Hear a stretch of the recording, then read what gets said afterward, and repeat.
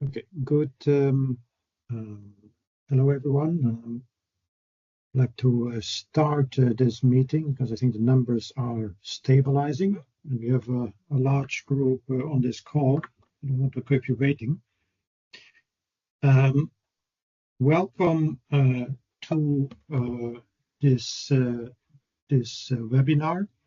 Title is Charting the Course Strategies for Ports to Supply Zero-Emission Fuels.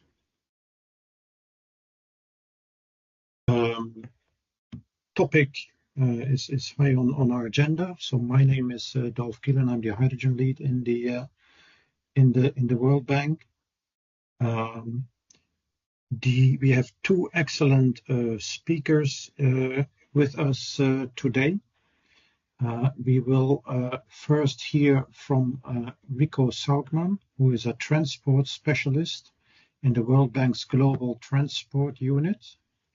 And he is deeply engaged in our work on ports and shipping, and also in the climate negotiations at the International Maritime Organization, UN Agency for Global Shipping. And he has a background in the shipping industry, offshore energy, and in ship finance industry. And then we will hear from Abby Martin, who's an associate at the Rocky Mountain Institute in the Climate Aligned Industries program, where she supports decarbonization of hard-to-abate sectors with a focus on shipping. She performed the techno-economic analysis for the Oceans of Opportunity report that she will be talking about today. And she focuses on shipping decarbonization and zero-emission fuel trade from the global south through various shipping routes, shipping options. So, and then following these two presentations, we will have some time for Q&A. So that is the program for the session today. So if you want to develop clean shipping, you need three things. You need clean fuels, you need ports to do the bunkering. These three elements. So on the shipping side, most attention right now is focused on methanol and on ammonia as shipping fuels, and it's growing. I mean, the latest numbers I saw was for the year to date, there were around 60 methanol ships ordered and about 15 ammonia ships. So out of a total fleet, which is in the order of 7,000 or 9,000 ocean-going vessels. So we're still at the start of this development, but there is a clear and strong start in this direction. And of course, there's a major transition needed in the coming years. And we're going to discuss today how that transition will take shape and what can be done to accelerate this development. So with this brief introduction, I hand the floor to Rico. Please, the floor is yours. Thank you very much, Dolf, and good morning to everybody. Quickly pull up my slides.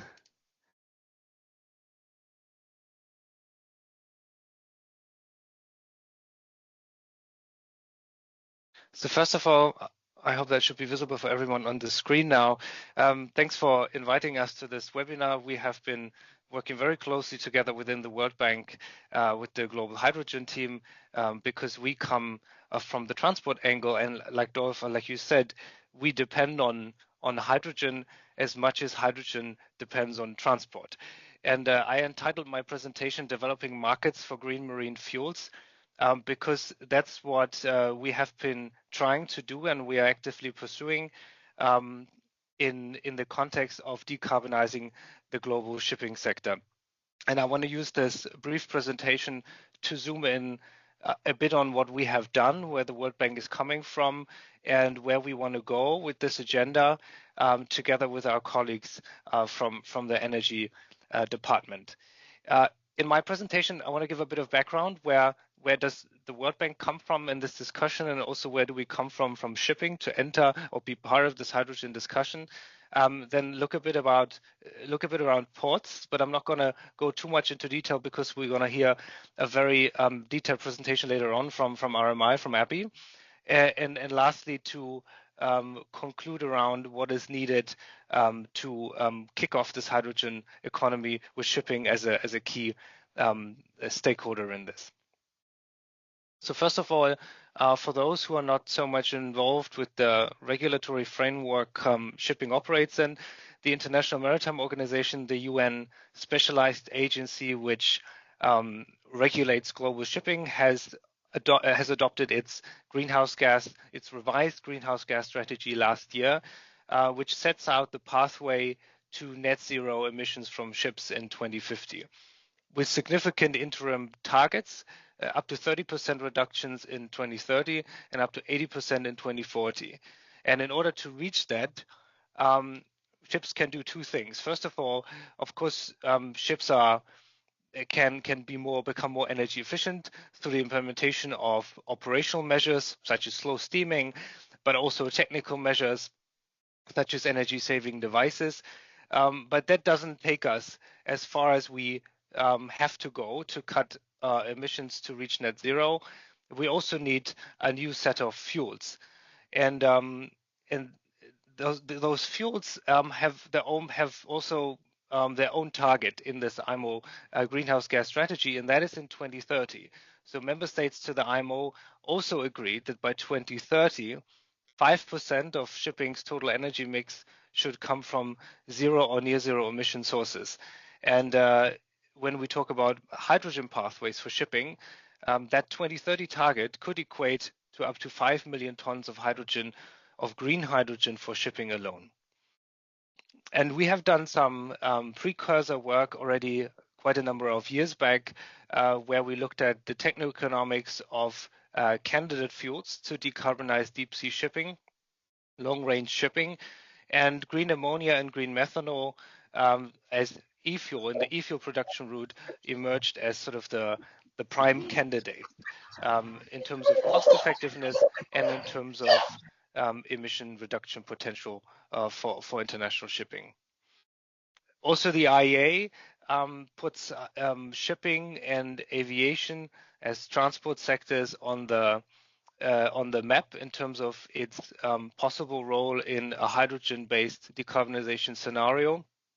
And as you see in 2050, aviation and maritime as a block even make up the largest share of hydrogen users in their hydrogen scenario, even before power generation and road transport. However, from a broader transport perspective, transport appears to be a key demand sector for hydrogen.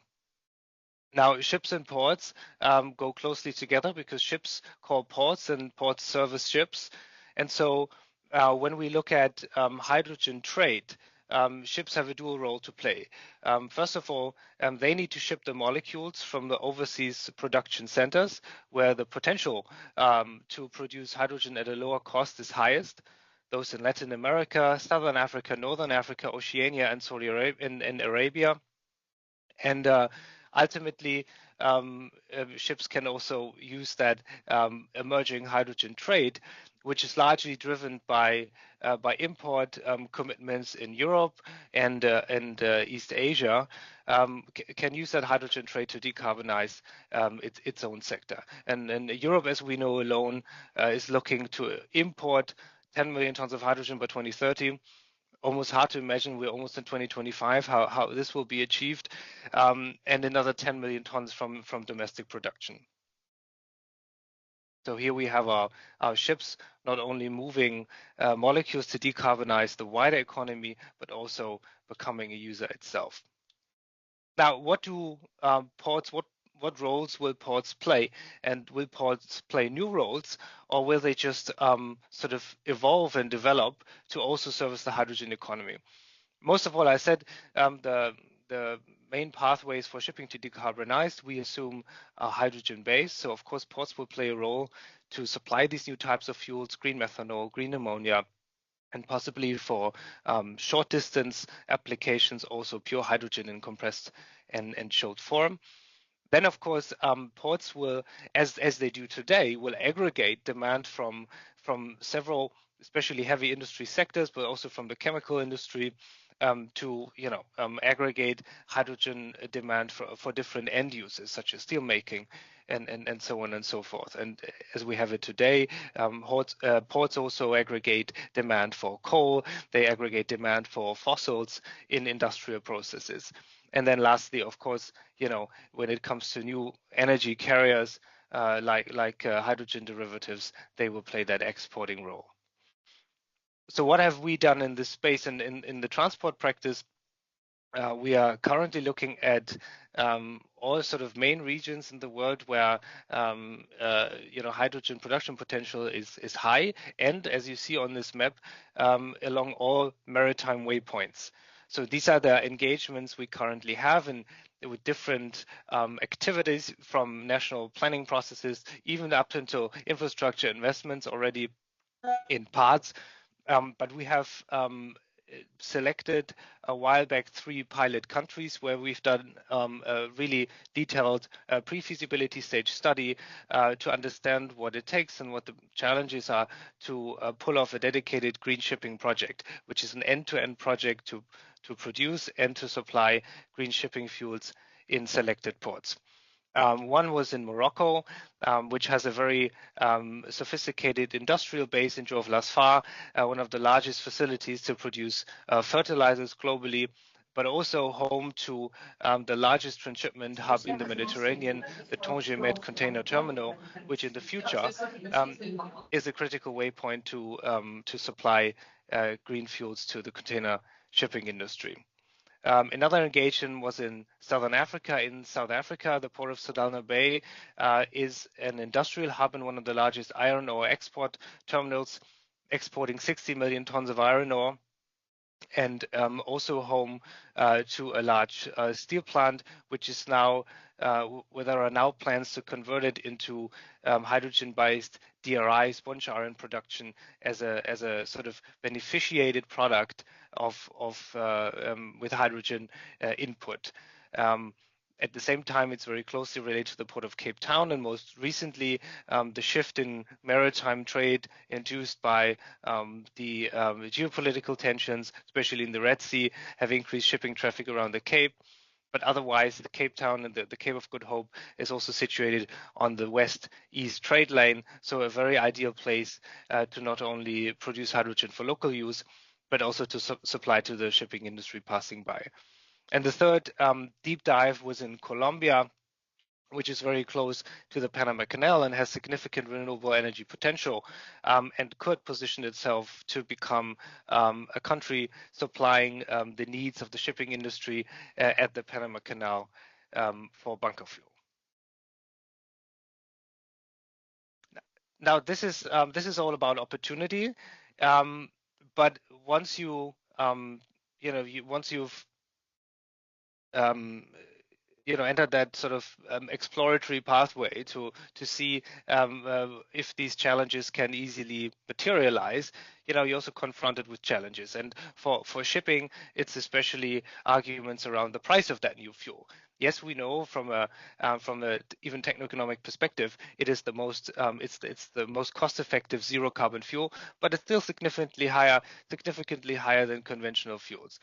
And what we hear from developers, but also what we hear from the shipping industry is 2 things. The developers would say, where's the demand? Shipping has this promising fuel pathway, but where's the demand? We don't see too many shipping companies actually actively looking to buy that fuel because it's too expensive. And the shipping industry would say there's no supply. So how can we invest in green ships if there's no supply of these fuels? The consumers would probably ask themselves, am I the one to pay green premium for my product to be shipped on a green ship?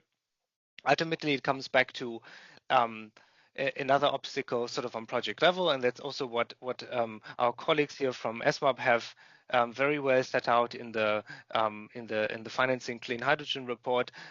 We have an issue around offtake agreements. Offtake agreements, why are they necessary? They are necessary because in project finance investment cases, we need a constant revenue stream, which would provide comfort ultimately to the investors that this project is viable. Capital investments are very high. So yeah, ultimately that business case we were hoping to see is not there yet. And I want to illustrate this issue with this concrete case in the South Africa report, and I will share the link later on so you can study it for yourself. And that is to determine on project level the cost, the sort of maritime marine fuel equivalent cost of a hydrogen or a green ammonia plant. And here you see an example green ammonia production plant, which is looking at green ammonia from production from the renewables through to the supply to the ship. And one of the influencing factors, of course, is the cost of capital, and that ultimately presents the largest barrier in the countries we want to work in.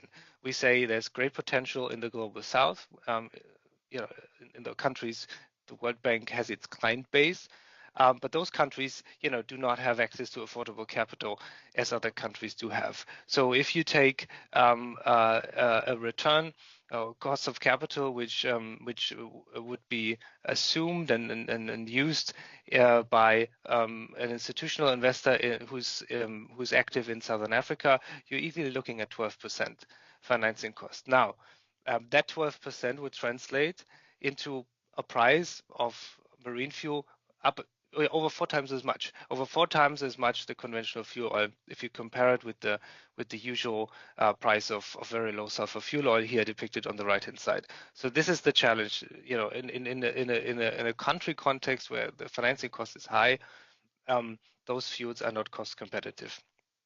However, so cost competitive means ultimately there's a price gap, right? There's a price gap between conventional fuel and that new fuel we are pitching here. And there's certain things on the demand side and on the supply side to try to, bridge that gap. I will quickly focus on the supply side. What can we do to ultimately reduce production cost? And of course, yes, we can hope that there's economies of scale and learning curves in technology, but that has as a requirement that this industry is really picking up and taking off. And that's something which we don't, do not see, certainly not at the speed we would wish to see. So meaning those scale economies and learning curves, I feel like that is shifted as opposed to the modeling we did, or a lot of institutes have been doing the years before. There's some soft elements, but of course there's concessional finance. That's where the development finance community comes in, but that has limitations as well. And also, in this very heavy capital intensive industry, we are competing with other development priorities as well. Fiscal incentives. We all know that within Europe there is fiscal space, or there is resources to offer fiscal incentives and subsidies through mechanisms like H2 Global. But in a lot of the country context we work in and try to pull off these projects, that fiscal space is not given. So things countries can do is, of course, to look at infrastructure options which can share cost between several users, common user infrastructure. I'll touch on this a little in a moment. And then on the demand side, we can either find someone, and I left this on the slide intentionally because we are always on the hunt for someone who wants to pay more. But that person or that industry or that is hard to find. However, for shipping, we have a very special case, and I would call it, we have different sort of fuel economics in the sense of, in the context of shipping, which is which is influenced by the policy environment we work in. And that leads me to the next slide. Shipping is a special demand sector and can become a very special anchor demand sector because it's globally regulated. So that fuel cost gap, where normally we would find someone to pay extra, or we put a lot of effort in reducing the cost of production, which has its limitation, becomes less pronounced. Because at the IMO, we work on a goal-based policy basis, which means we are looking to adopt, or the IMO member states are looking to adopt next year, a set of policy measures which would partially mandate and partially incentivize the use of zero carbon fuels, e-fuels. And that is a fuel standard, which ultimately is a technical requirement to reduce emissions over time. And for shipping regulation, that is enforceable. That is not a soft measure, but it is globally enforceable through usual regimes like port state and flag state control. And the IMO is also looking at adopting an emissions pricing scheme that could either become part of the economic measure by way of a baseline and credit system or fee-based, but also a standalone universal levy on carbon emissions from ships, which would, of course, in parts at least, narrow the cost gap. Now, coming back to the common use infrastructure, there's certain elements in the port ecosystem which are largely in the discussions around hydrogen, which could be considered largely private.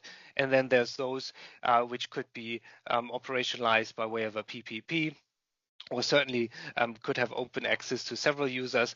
In the renewable energy space, that's clearly power transmission. In the green hydrogen production, part of it, that could be desalination plants, water pipelines, hydrogen pipelines, and tank storage.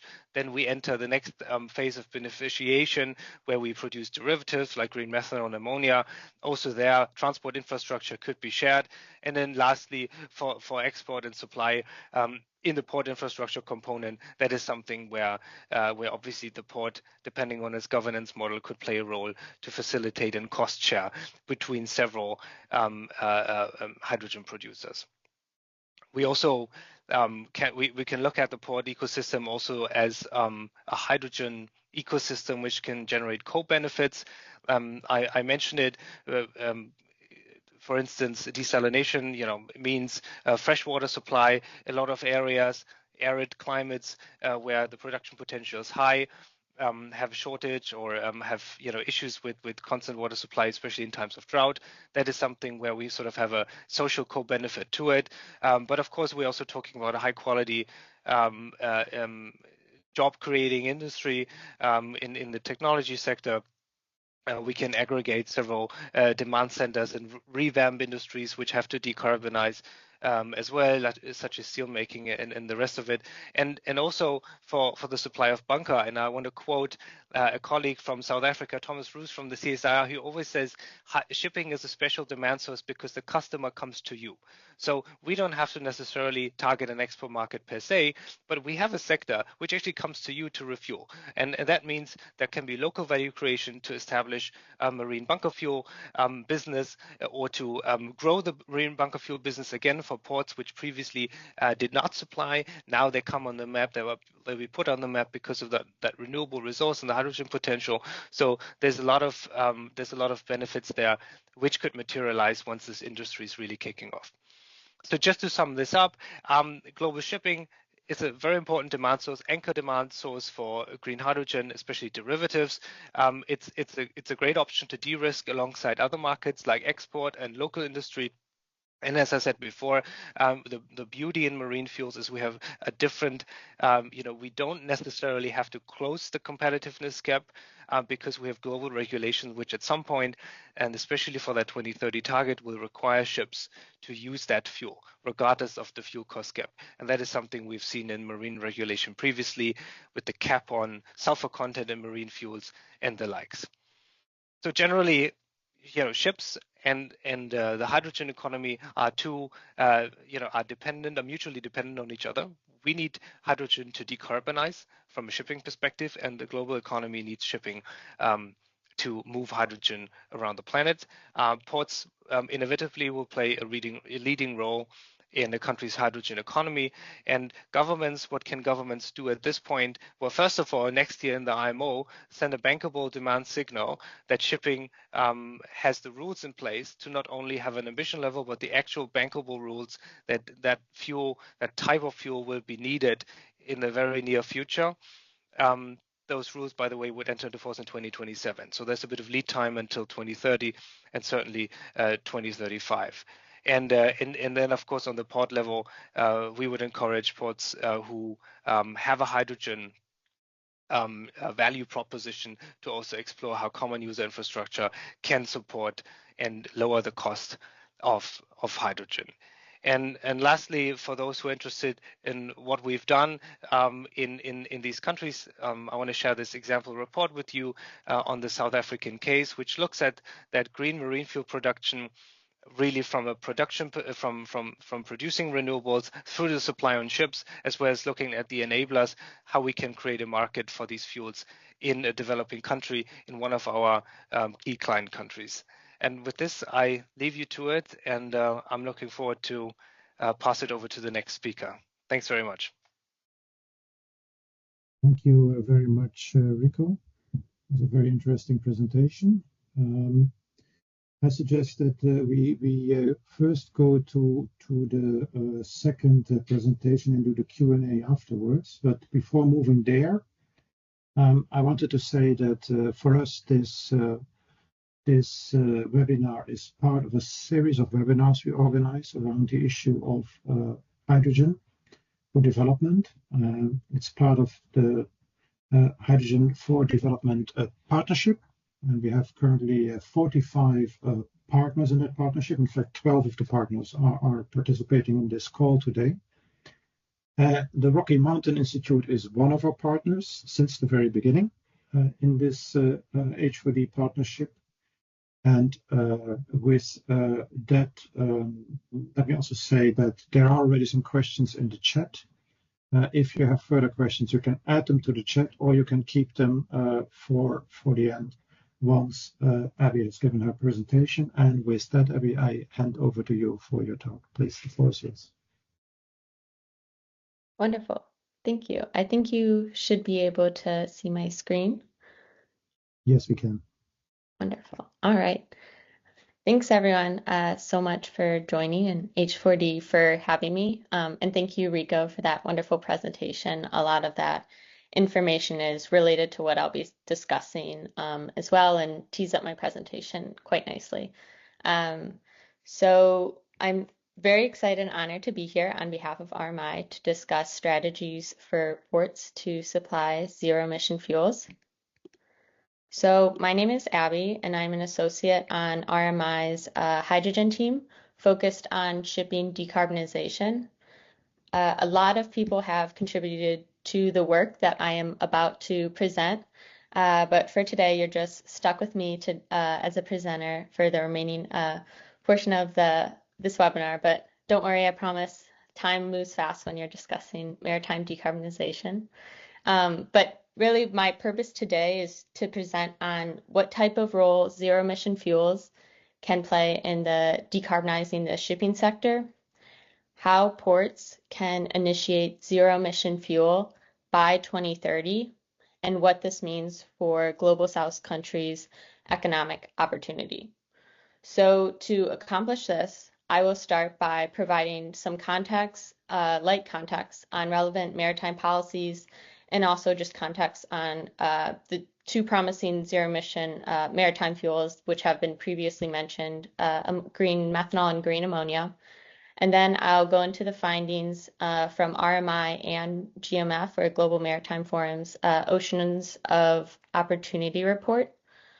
Through these findings, I'll highlight future trade dynamics and how ports can develop fuel sourcing strategies to make the most of this incoming fuel trade.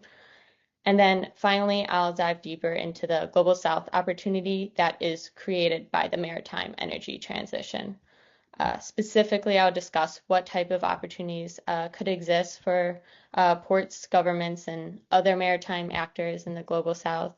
And then I'll also introduce ongoing work that we are doing to support zero-emission maritime fuel export hubs in the Global South. All right, so starting off with a light bit of context on both relevant maritime policies, which we already just got introduced to, and then also introducing some of the zero-emission shipping fuels. So just once again, another overview on the international maritime industry. We know it affects every country, represents 80% of the world trade today by volume, and it accounts for 3% of global emissions. And that's for today, but if it's business as usual moving forward, then that percentage, it will increase, and it could rise by 50% by 2050 if we don't, without collective efforts.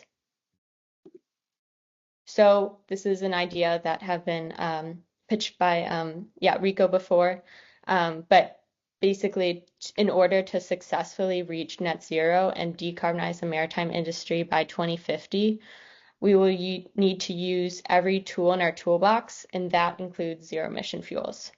So we do need efficiency measures, such as operational ones like voyage route optimization, or technical ones like optimizing the vessel design, and then also maybe alternative propulsion technologies like wind-assisted propulsion. But those collectively will still not get us to net zero. And so that's why we will need to deploy zero-emission fuels in addition to all of these other decarbonization strategies.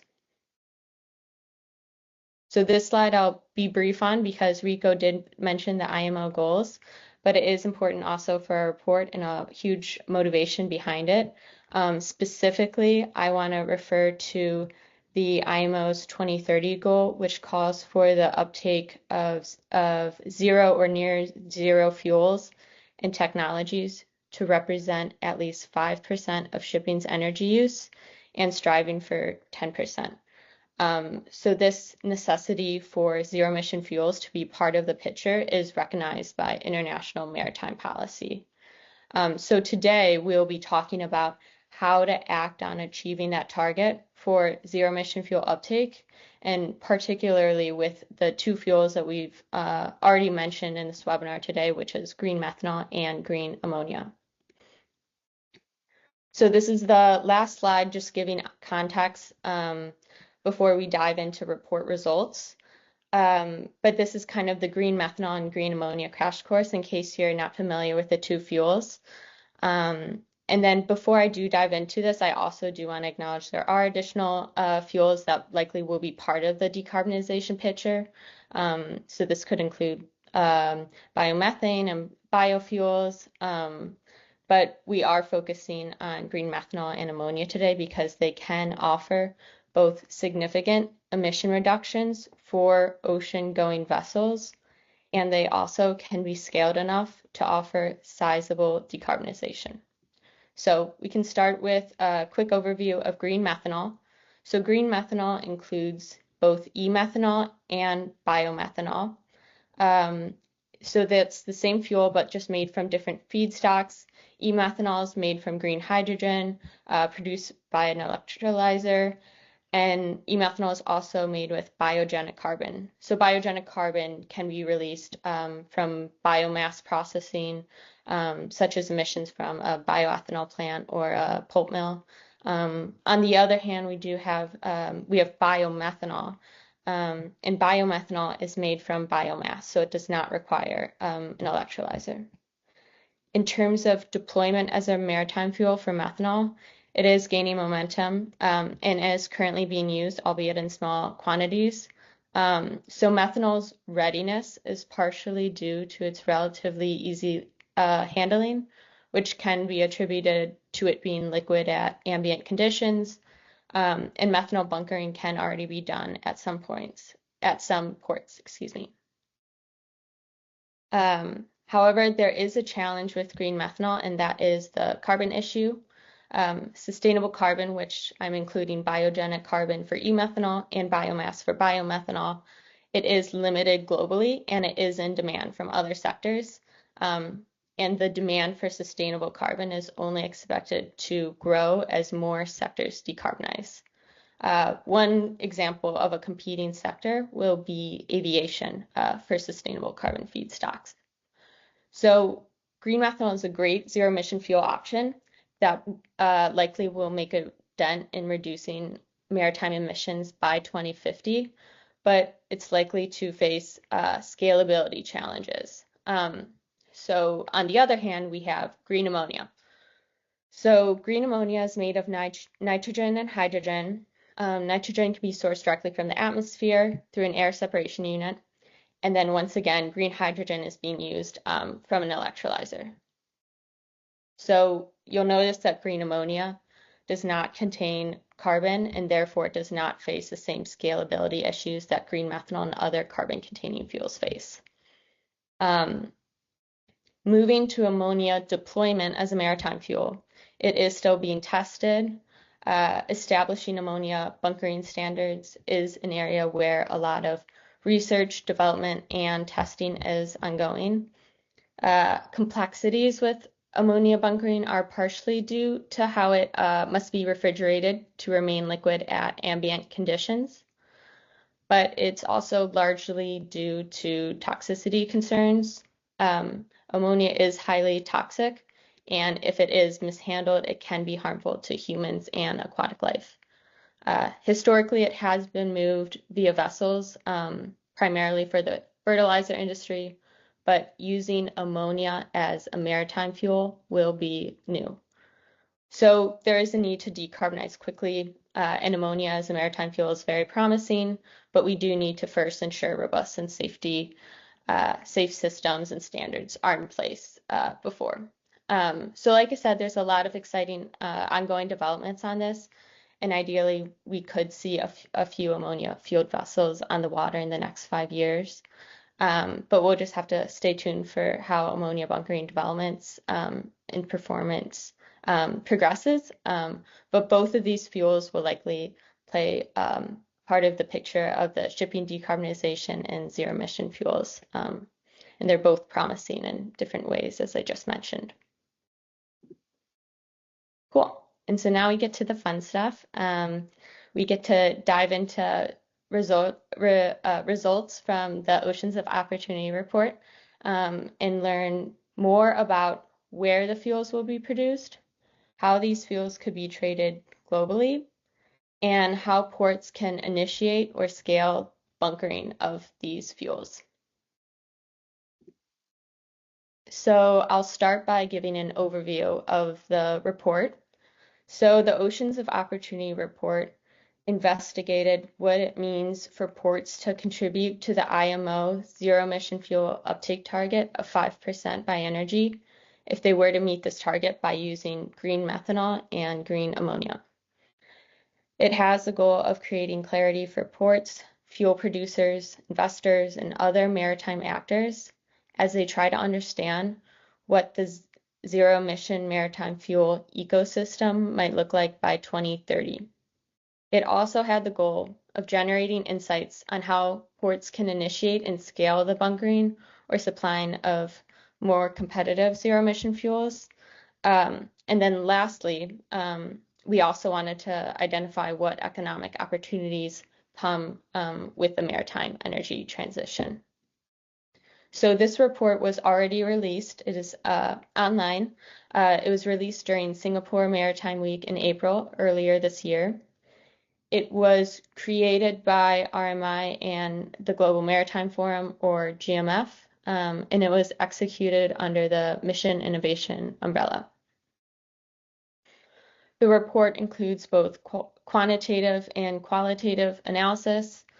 For the quantitative analysis, we looked at green methanol and ammonia project announcements and calculated total delivered cost of fuel for several fuel supply scenarios. And then insights were generated based on the findings from our analysis.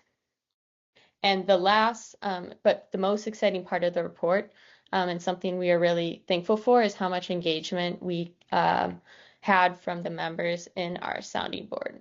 So as you can see in the box on the bottom right of the slide, the sounding board consists of a wide variety of stakeholders within the maritime ecosystem. So we are fortunate enough to have a sounding board that was engaged through the entire process that involved developing the report and also refining the report quantitative and qualitative results. So we are very lucky to have gotten that feedback from many maritime experts. All right. So I'll dive into the specifics afterwards, but to start, I just want to give you an overview of the key takeaways that emerged from the report. So starting at the top, the announced projects for green methanol and green ammonia suggest that there could be enough combined fuel to meet IMO's target of 5% zero-emission fuel use by 2030. Second, despite sufficient projected availability, only a few locations will be able to produce fuel at a significantly lower cost than others. Therefore, first movers will have a significant advantage if they are aggressive in fuel procurement.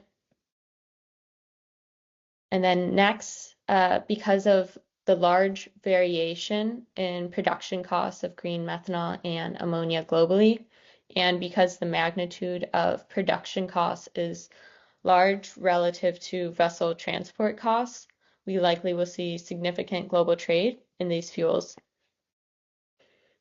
And then from our analysis, we also saw different port archetypes or various types of ports emerge.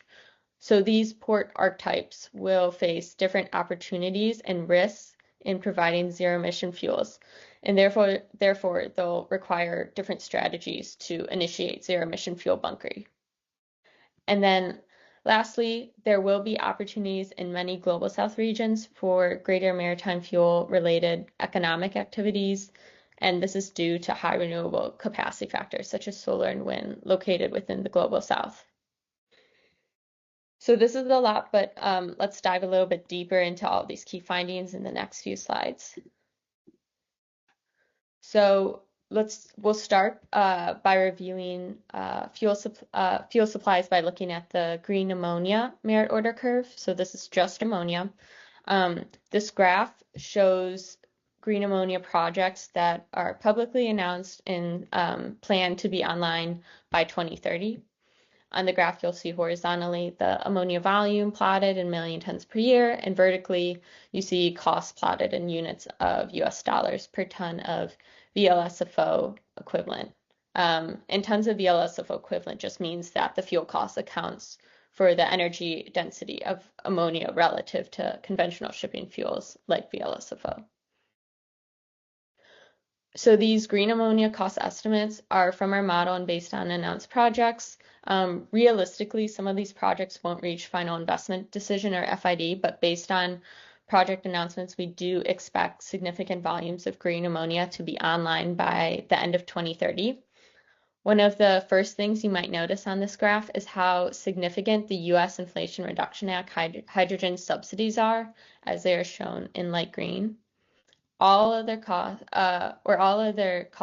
that are not in the U.S. Aren't here considering domestic subsidies.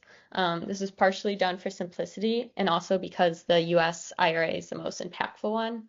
But I do want to note that since our report released earlier this year, Australia has announced a hydrogen production tax incentive. So that's not something indicated here. You will also notice in the first half of the merit order curve, or the more economical projects, it consists largely of fuel from global south countries. As mentioned before, that's due to the high solar and wind capacity that countries like Chile, Namibia, Brazil, India, South Africa, many others do have. So this last section of the report, I'll dive a little bit deeper into how we could try to harness that potential. And then lastly, I do want to note how all of this ammonia is roughly 2 to 4 times the amount of conventional fuel, except for the green ammonia that qualifies for the US IRA. And even with the EU emission trading scheme cost penalty, there's still that green premium with maritime zero-emission fuels.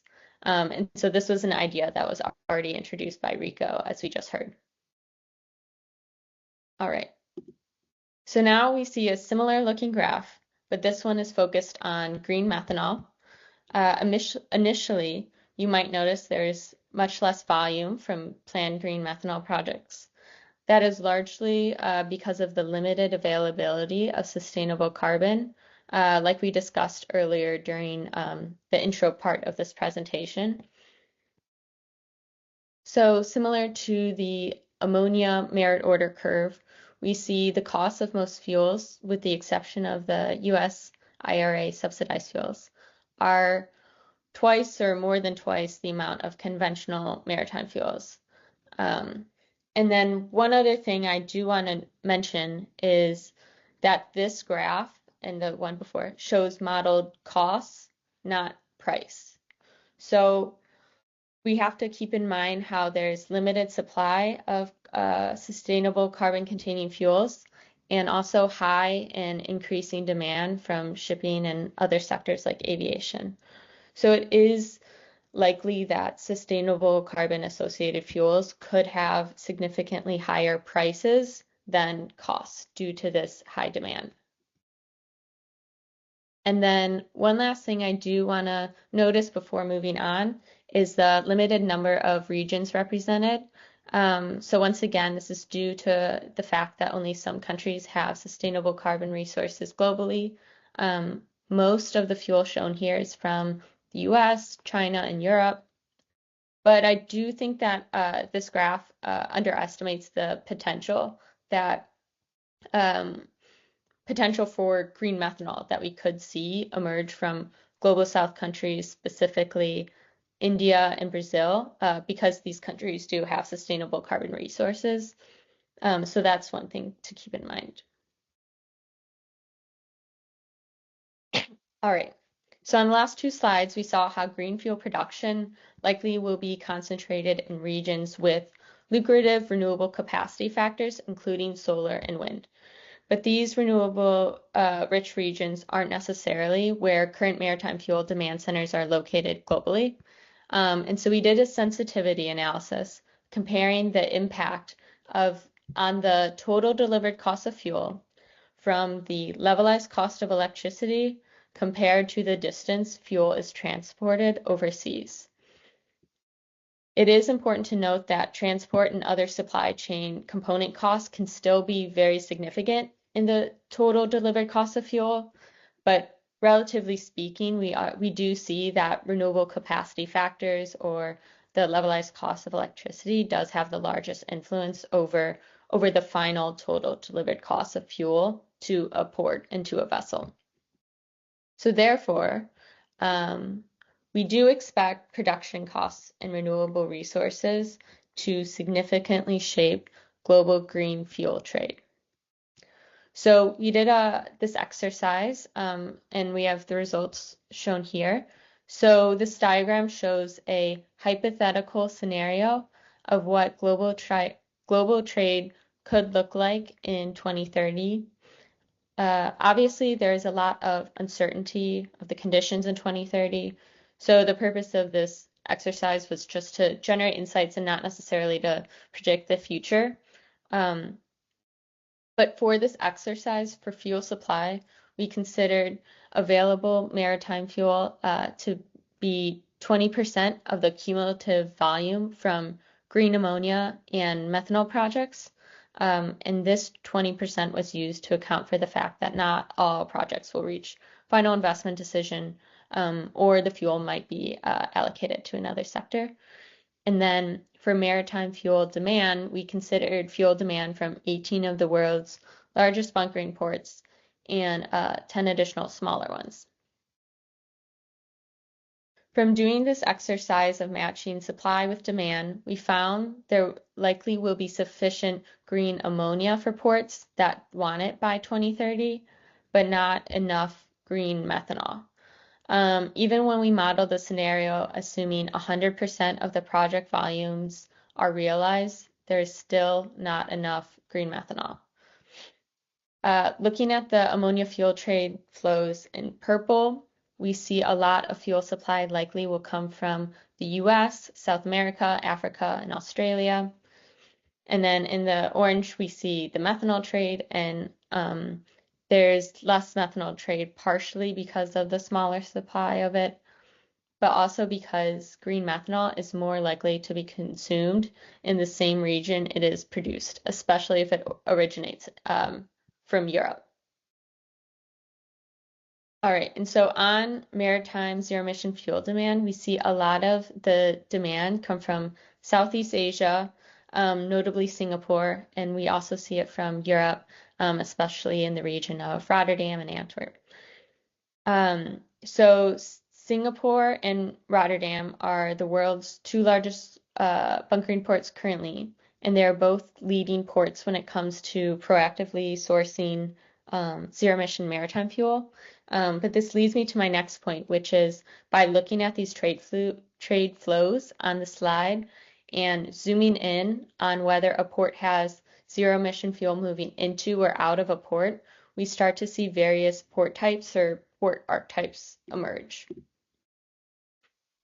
So these archetypes can be boiled down to two factors for simplicity: the size of current bunkering operations and the favorability of local production conditions.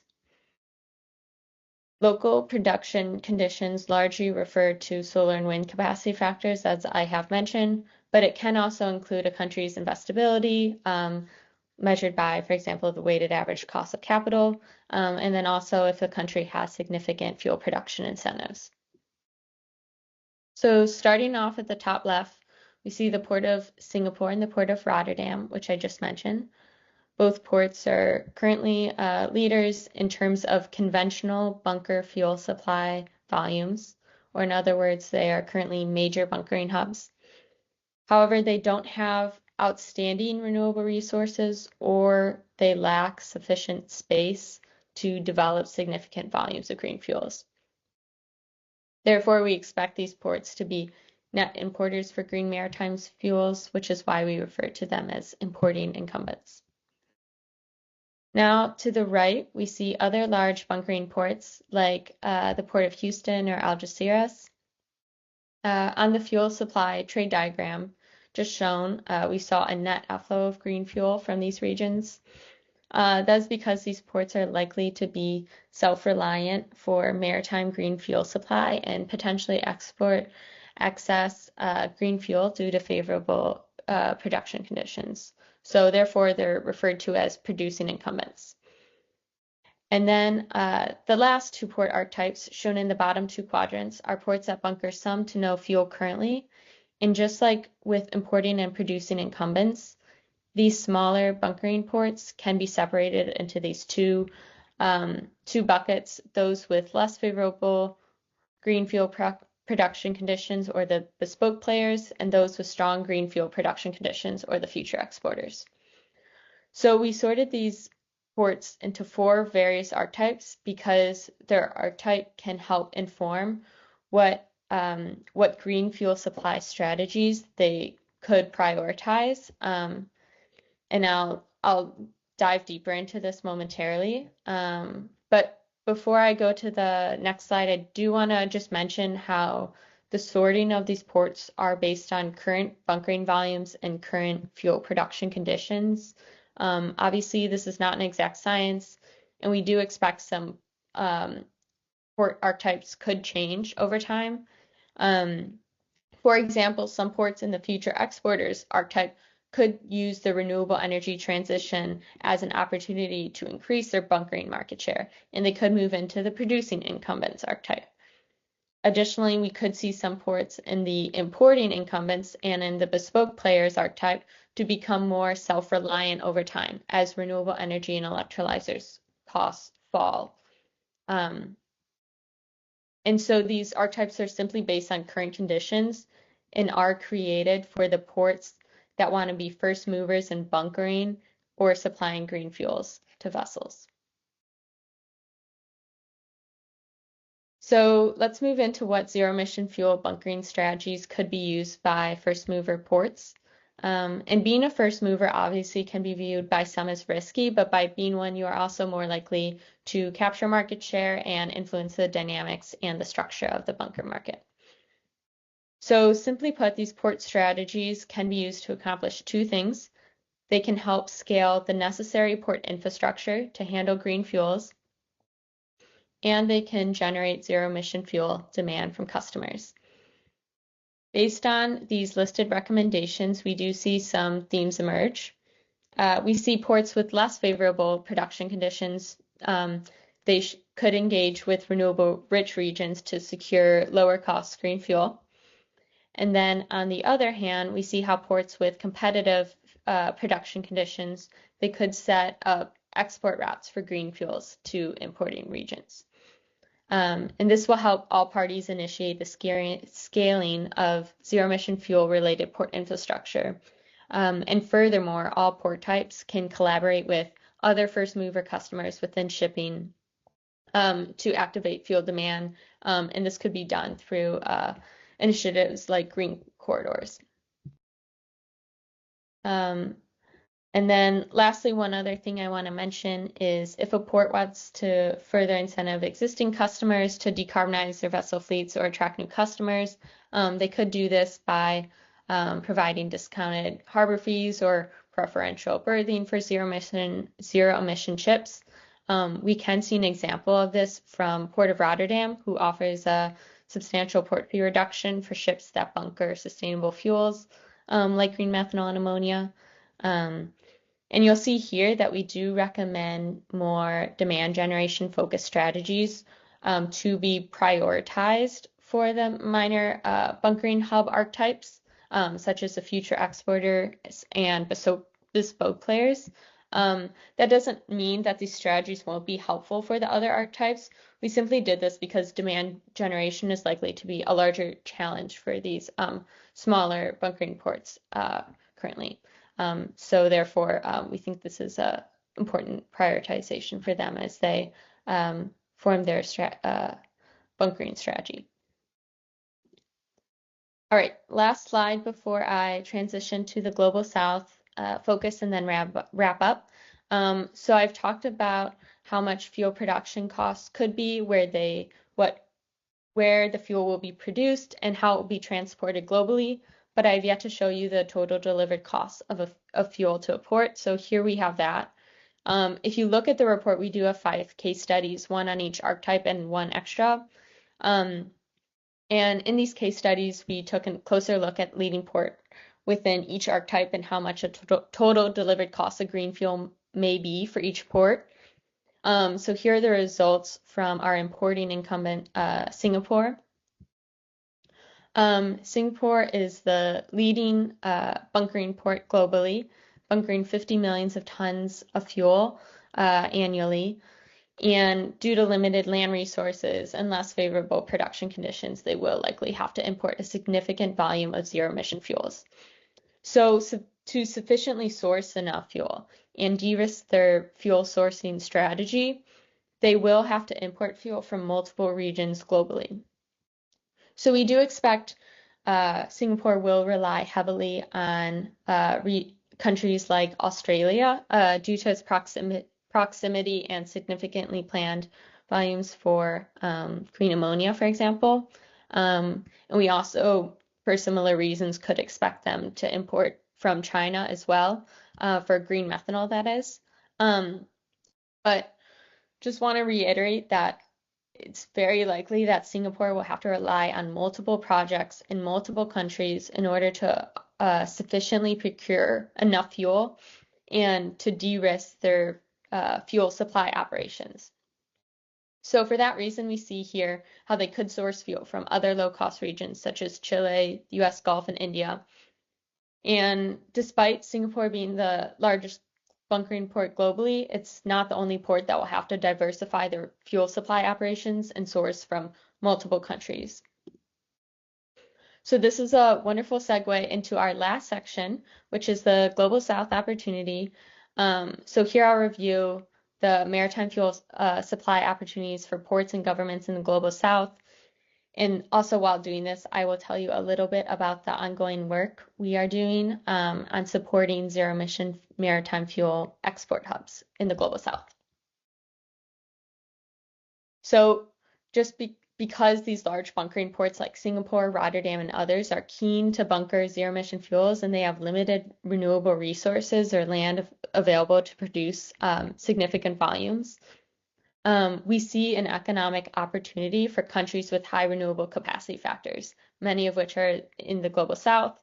We saw earlier in the merit order curves that renewable-rich Global South regions are primarily in South America, Northern Africa, Sub-Saharan Africa, South Asia, and East Asia. And so that's how we part of the motivation for how we have the Global South Export Hub workstream. So the opportunity for the Global South subset of the future exporters archetype was the motivation behind this ongoing project. And through this project, we hope to support the scaling of 2 high potential zero-emission fuel export hubs. So exact ports of focus have yet to be confirmed, but we potentially will be working with 1 port in India and 1 port in Brazil. The motivation or the theory of change for this work includes 2 main ideas: to bolster the supply of accessible zero-emission maritime fuel by 2030, and to highlight one way the future exporters archetype can benefit from the maritime energy transition. So in this work stream, we have 2 deliverables. The first deliverable for this project includes 1 feasibility assessment for each port of focus, so 2 total. I will elaborate a little bit more on what the goal of these feasibility assessments are on the next slide. And then the second deliverable for this project includes stakeholder engagement involving the convening of supply and demand maritime actors. And ideally, this work would lead to green fuel supply corridors. All right, so briefly diving a little bit deeper into the first deliverable of the feasibility assessment, the purpose of doing this is just to provide technical assistance, identify challenges, and as a result, also advance the Global South agenda in becoming a zero-emission fuel export hub. So the feasibility assessment includes 4 components. The first component is the regulatory assessment, which will assess existing or needed regulatory mechanisms to enable zero-emission fuel exports. I highlighted this because I'm about to wrap up. I'll give a high-level example. And then we also have the technical analysis, because which will assess physical attributes that could enable or delay zero-emission fuel exports. So this involves analyzing the domestic infrastructure, expertise, and supply chain that exists within the country. So this includes producing sufficient renewable energy, sourcing electrolyzers, producing green hydrogen, producing ammonia or methanol, storing these fuels, and then moving them from the production site to the exporting port and to a vessel. And then next we have the economic framework, which will involve assessing the competitiveness of the country or port's fuel. And then lastly, we have the stakeholder framework, where we want to assess who might need to be involved and also just how to convene these essential players. And then to wrap up, I'll just give you a sneak peek into the high-level findings of our regulatory framework. So when we were thinking about the regulatory landscape of a country, we created 3 different factors that determine if a regulatory landscape will be enabling for green fuel projects. So in order to create competitive green fuel projects with sustainable economic growth, countries should deploy regulatory mechanisms that result in lower fuel costs, increased investability of projects, or maximize local benefits. As you'll see within these 3 areas, we continue to further break them down to make it really clear how we can assess whether a country has an enabling regulatory market, and also what they can do to improve their conditions to reach their potential and support green maritime fuel projects. All right, so last slide, sneak peek into a high-level regulatory landscape we see from India. I wanted to highlight this because India's government released their national green hydrogen mission last year. It was very ambitious and thorough. And then here we see the framework from the last slide, now filled with a few of the regulatory mechanisms, initiatives, and goals that India has taken upon itself. And then we also have italicized our areas that of potential improvement. But I do want to zoom back out to wrap up and reiterate that the goal for this project is to use all 4 components of the feasibility framework to identify what is working well and what could be improved so the country and specified port can reach their full potential as a zero-emission fuel export hub. And myself and others at RMI are really excited about this work. Like I said, this was just a sneak peek into it. If you are also really excited about this work and believe there is an opportunity for collaboration, or simply if you just have additional questions that aren't answered in the next 20 minutes or so, please feel free to reach out to me by email. And once again, for the ongoing Global South work, we're likely focusing on India and Brazil, but we do hope to create a model and proof of concept for green fuel hubs that can be applied to other countries and ports. Yeah, so that's all from me. Thank you so much for your attention, and I'll pass it back over. Yes, ma'am. Yeah, thank you very much, Abby. That was a very interesting and comprehensive presentation. We have many questions already in the chat, and I see also some hands. Maybe we start with the hands for now. So, Andre, you want to pose your question?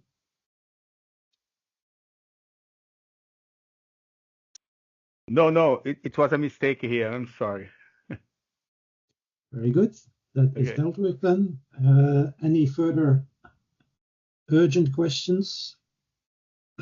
I see no hands, so then let's move to the chat.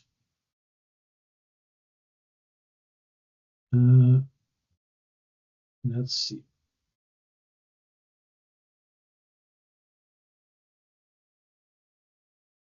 And there was a question from Heino, and I think it was in the beginning, so it was for Rico.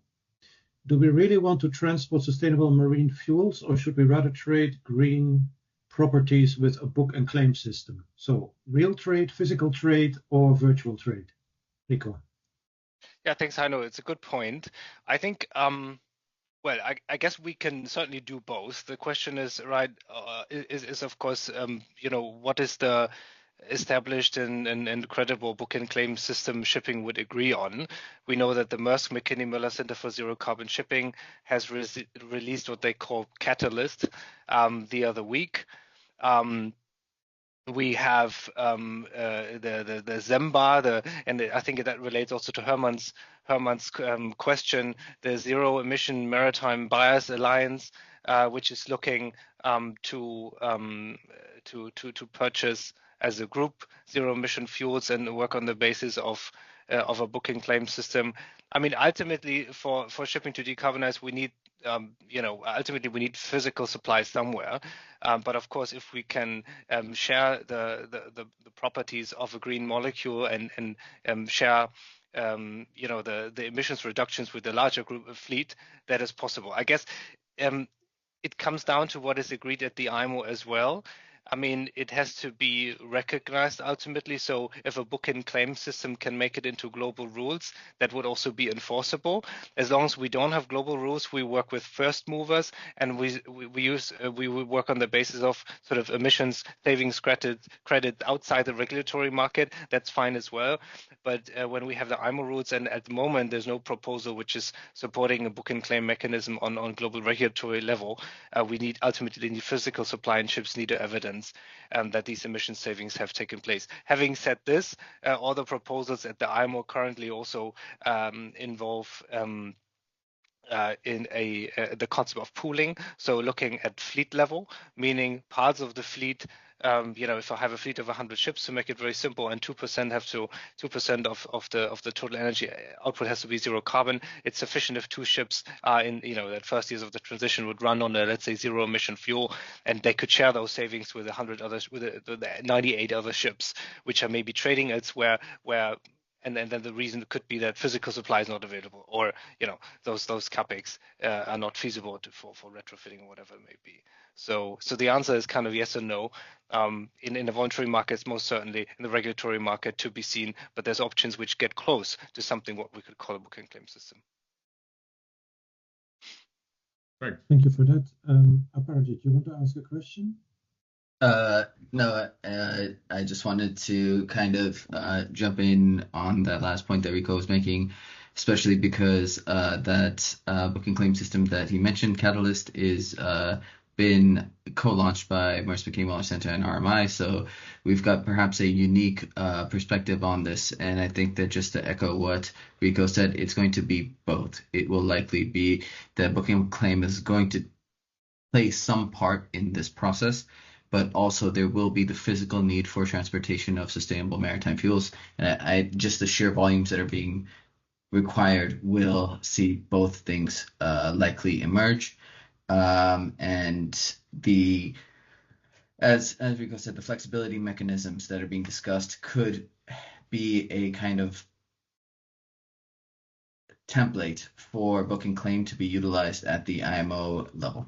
We're monitoring that, and I think it's going to be an interesting couple of years as the midterm measures come into play.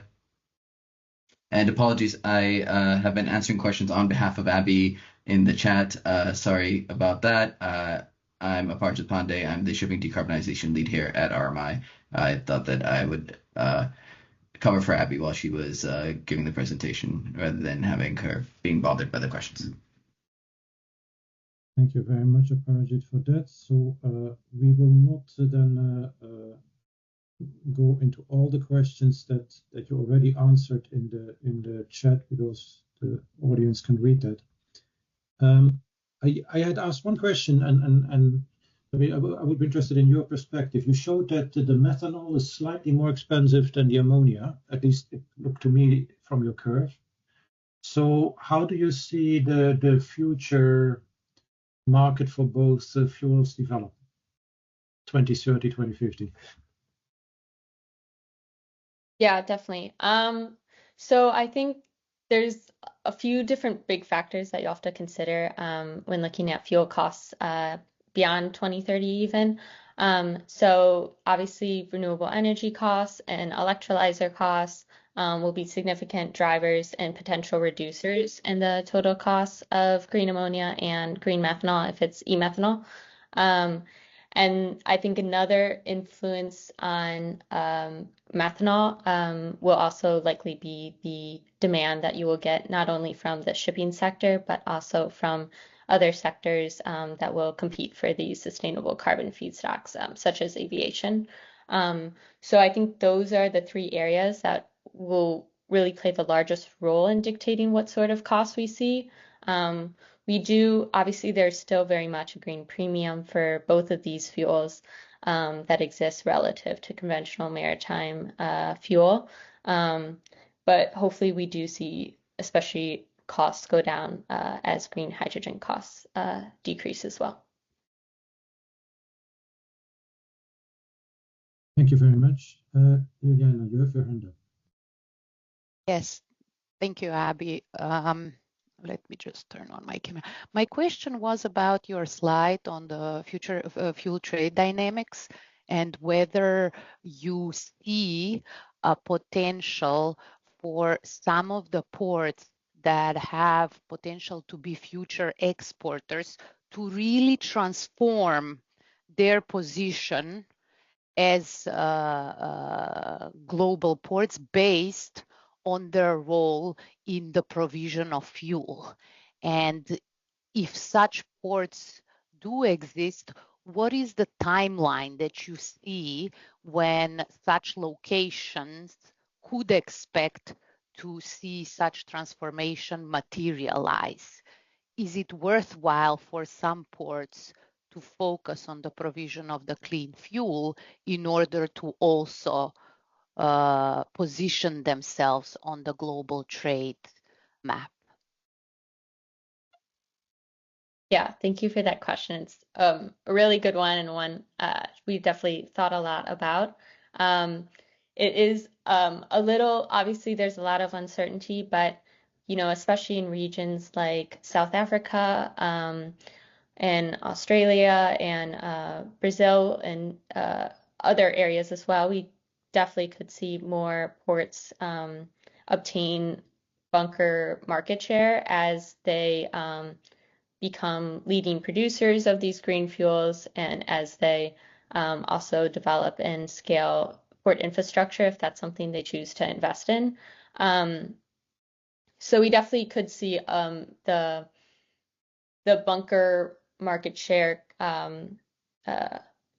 kind of develop over time, but it's hard to say exactly how that will pan out just because of how many uncertainties there are, and also it's important to think about how other external factors might play as well, such as for example, the vessels having to route over South Africa right now.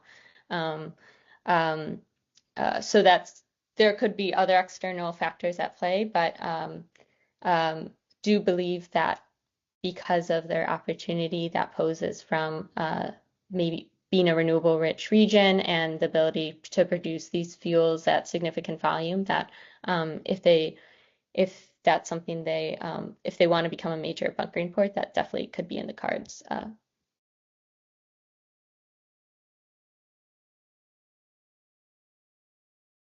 you for that. Just looking if there are any other questions from the floor. I don't see any. So let me give you both a chance for any last thoughts, and I start with Rico.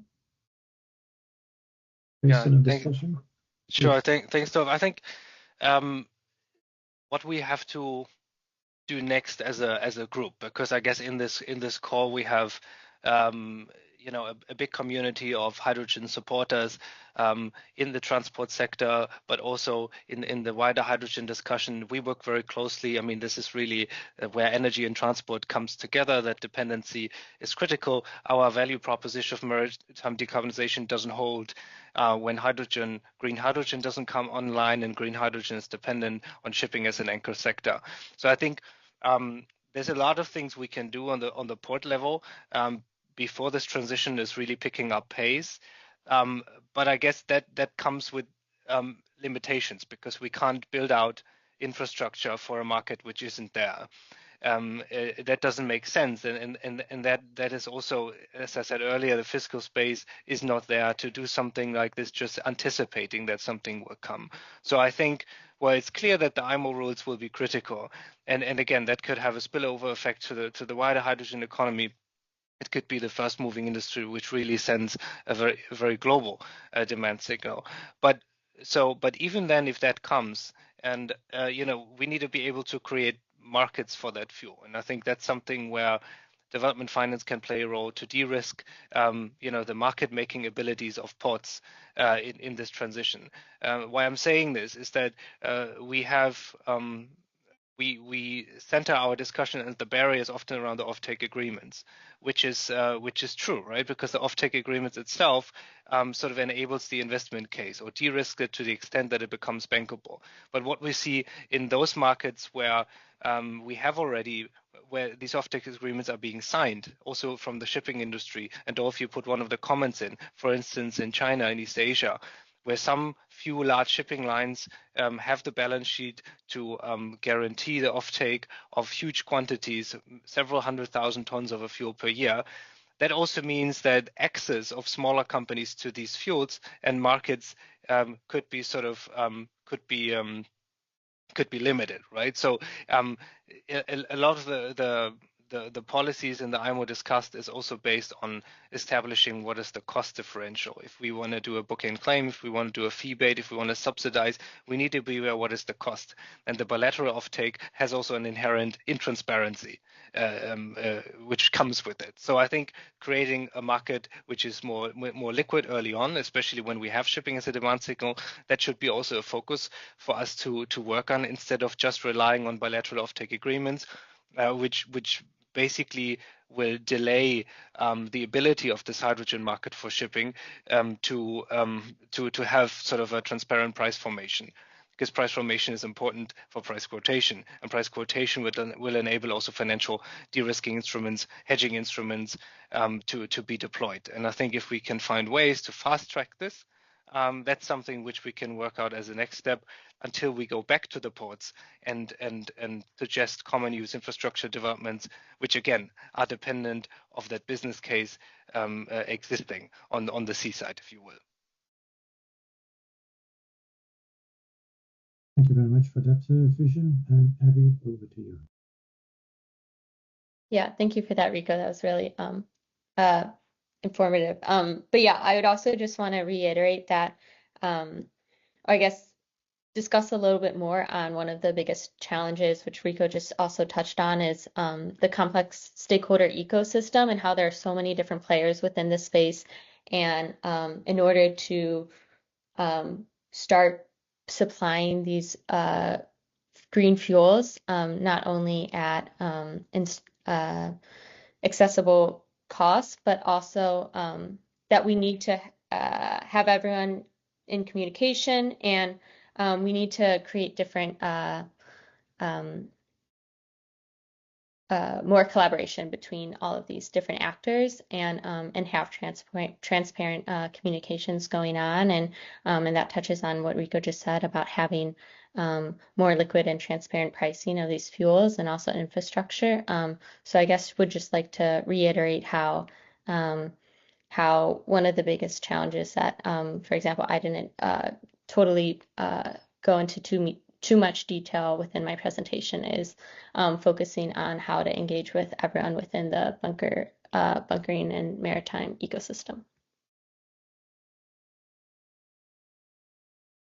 Thank you very much for that. So, in summary, an exciting sector and a sector to keep an eye on. A key sector that has a clear prospect of clean energy transition. A sector that is also very important from a hydrogen perspective as a potential off-taker. There's a key role for ports in this transition. That's still, of course, there are also still some questions on this transition, but it's slowly crystallizing. And probably we're going to see a lot of activity in the coming years on this topic. So with that, I thank our two speakers, Abby and Rico. Thank you very much for excellent presentations, and thank you for your very knowledgeable answers to the questions of the audience. I thank the audience for their active participation. And with that, we conclude this webinar, and we hope to see you in the next one. So thank you very much.